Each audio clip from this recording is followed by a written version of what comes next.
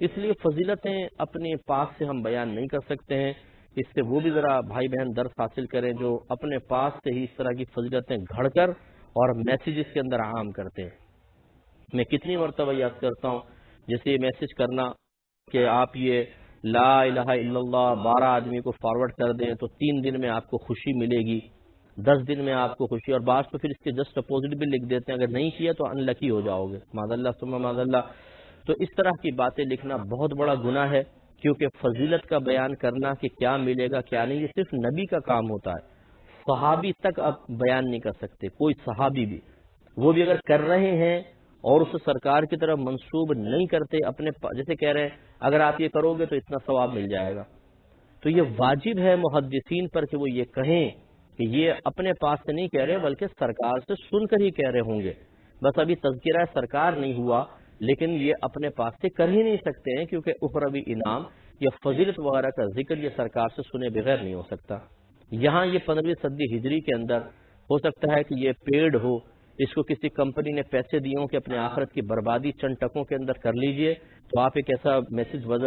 بناؤ اور اس کو فارورڈ کرو تاکہ کثرت سے لوگ میسج کریں گے تو ہمارا اچھا ہے کالنگ کارڈ بکیں گے. تو اس طرح کے لوگ ہائر کیے ہوتے ہیں جو اس طرح کی جھوٹی سچی باتیں بنا کر اور وہ لوگوں کے درمیان عام کر کے جب وہ میسج تیزی کے ساتھ چلتا ہے تو پھر اس سے کمپنیاں فائدہ حاصل کرتی ہیں. جیسے زلزلہ آ جائے گا تو کہیں گے یہ فلاں صورت پڑھ لیں زلزلے سے محفوظ رہیں گے.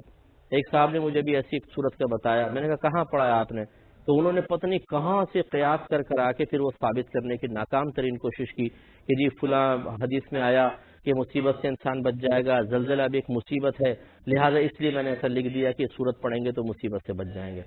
تو خلاصہ کلام یہ ہے کہ اس طریقے سے کچھ لوگ جہالت میں، کچھ ایسے ہوتے ہیں کہ جو اپنی کسی صلاحیت کے ذریعے لوگوں کے درمیان کوئی مقام نہیں پا سکتے، تو اس قسم کی حرکتوں سے حفظ نفس حاصل ہوتا ہے کہ میں نے چیز فارورڈ کی تو بہت سارے لوگوں نے آگے فارورڈ کر دی، اسی سے وہ لذت اور مزہ حاصل کرتے رہتے ہیں. اور کچھ ایسے ہی ہوتے ہیں کہ جو چند ٹکے لینے کے بعد اور اس طرح معاملات شریعت میں انٹرفیئر کرنے کی کوشش کر کے اپنی آخرت کی بربادی کا سامان کر رہے ہوتے ہیں. یہ غلط طریقہ کار ہے. ایسی کوئی فضیلت اپنے پاس سے گھڑ کے نہ عام کریں. یوں ہی صورتوں کے فضائل گھڑ لیں گے، جو یہ صورت پڑے گا اس کو اتنا ثواب ملے گا، وہ عام کر دیا جاتا ہے. یا بڑی راتیں جیسے آتی ہیں جیسے شب قدر وغیرہ ہے، شب براءت میں لوگ عبادت کرتے ہیں، شب معراج ہے، اس میں پمفلیٹس نکال لیں گے، اس میں جھوٹی جھوٹی رکعتیں اپنے پاس سے ان کی تعداد، ان میں پڑھنے والی صورتیں اور ان کی فضیلتیں گھڑ لیں گے اور وہ پرچے بانٹیں گے. اور ہماری جاہل عوام کہ جو نہ قرآن کو پڑھنے کے لیے تیار ہے، نہ حدیث کو، نہ قرآن کے عذابات سے ڈرنے کے لیے تیار ہے، نہ نبی کریم صلی اللہ علیہ وسلم کی باتیں ان کے قلب کو لرزاتی ہیں، اس قسم کے غیر معلوم لوگوں کے پرچے ان کو ہلا کر رکھ دیتے ہیں. جیسے یہ بھئی ایک مدینے کے ایک بابا شیخ احمد، پتہ نہیں کون شیخ احمد ہے، وہ شیخ احمد کو جی سرکار خواب میں آئے کہ زلزلے آ رہے ہیں اور طوفان آئیں گے اور یہ آئے گا وہ آئے گا اور میری امت کو یہ پیغام دو کہ ایسا ایسا کرو، اور فوراً یہ پرچے آپ پتہ نہیں کتنے آدمیوں کو بانٹیں. اور میں نے خود ایک جگہ پڑھا، اس میں لکھا تھا کہ اگر تم نے نہیں بانٹا تمہاری بیوی مر جائے گی، 7 دن میں بیوی مر جائے گی. تو یہ ہم بچپن سے دیکھتے آ رہے ہیں. اب تو خیر الحمدللہ